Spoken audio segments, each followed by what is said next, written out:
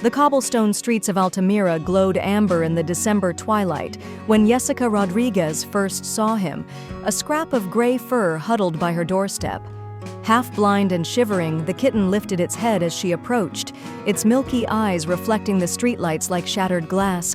Her heart clenched. Without a word, she scooped him up and named him Blanquis, Little White One, for the soft, snow-like patches on his paws. Months passed. The frail kitten grew into a graceful cat with silvery fur, his once cloudy eyes now sharp with intelligence. He followed Jessica everywhere, curling around her ankles as she cooked, pressing his head against her hand when she read. A quiet understanding passed between them. He knew he'd been saved, and his gratitude was boundless. Then, one ordinary morning, everything changed. "Jessica, come quick."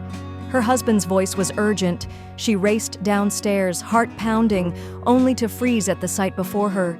There, in the sunlit hallway, Blanquis stood perfectly still.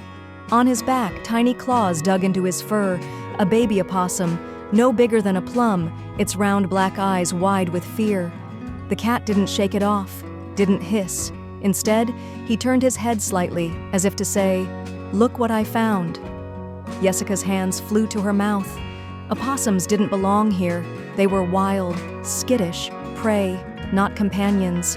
Yet Blanquis had carried this one inside, treating it with the same gentleness Jessica had once shown him.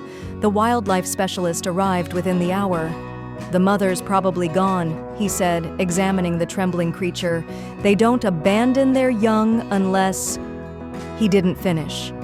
That night, Jessica set up a makeshift nest in a shoebox, but Blanquis had other plans.